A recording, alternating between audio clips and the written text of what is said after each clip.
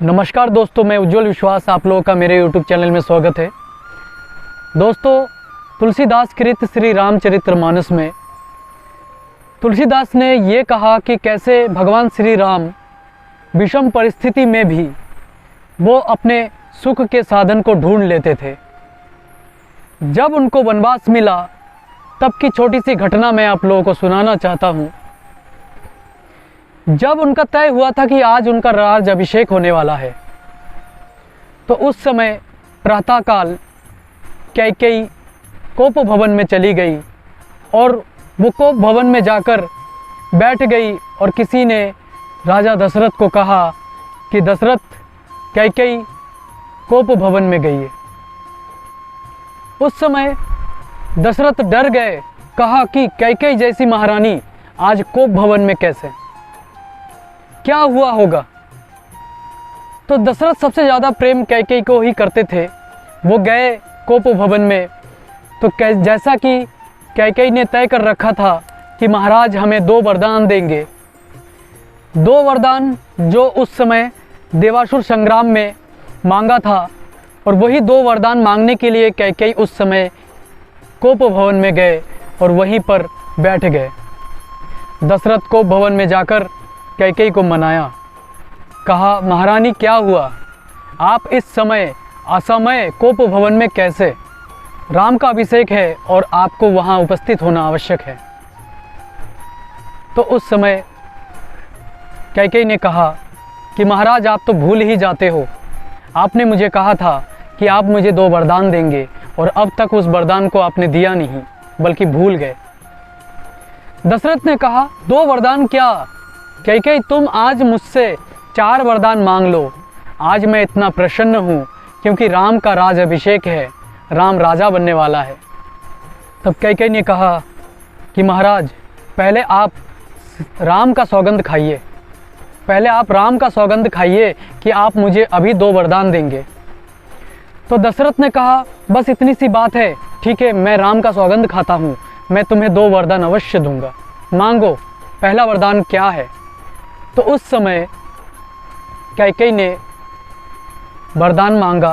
रामचरितमानस में लिखा है कि सुनहु प्राण प्रिय भावत जी का, देहु एक बर भरत ही टीका। हमें भरत के लिए राजगद्दी चाहिए। तो दशरथ खुश हो गया, कह रहा कि ये तो राम भी कह रहा था, ये तो राम भी कह रहा था कि राजगद्दी भरत को मिलनी चाहिए। और दूसरा वरदान क्या है कैकेयी, दूसरा भी मांग लो। तब कैकेयी थोड़ा सा घबरा गई और सकुचा कर बोली कि महाराज मांगहु दूसर बर कर जोरी, पूर्वहु नाथ मनोरथ मोरी। तापस बेश विशेष उदासी, 14 वर्ष राम वनवासी। कह रहे 14 वर्ष के लिए राम को वनवास चाहिए। इतना सुनते ही महाराज दशरथ उसी समय भूमि पर गिर पड़े। पूरा भूमि जिस राजा के सत्र में रहकर निडर था, आज उस भूमि पर स्वयं महाराज दशरथ पड़े हुए हैं। तो दशरथ की ये अवस्था देखकर कैकेयी ने सुमंत को बुलाया, कहा सुमंत राम को बुलाओ। अब राम को बुलाने के लिए गए, राम आए तो देखा मेरे पिताश्री धरती पर पड़े हुए हैं। तो राम आश्चर्य होकर माता से पूछा कि माँ मेरे पिताश्री आज धरती पर कैसे पड़े हैं, इनको क्या हुआ। तो कैकेयी ने कहा राम कुछ नहीं, मैं भरत के लिए गद्दी मांगा और तुम्हारे लिए वनवास मांगते ही तुम्हारे पिताश्री धरती पर गिर पड़े। इसको सुनकर शायद ही संसार में ऐसा कोई है जिसको क्रोध ना आए, पर राम को क्रोध नहीं बल्कि राम प्रसन्न हुआ, वो मुस्कुराने लगे। मन मुस्काई भानुकुल भानु, राम सहज आनंद निधानु। इसको सुनते ही श्री राम आनंदित हो गए।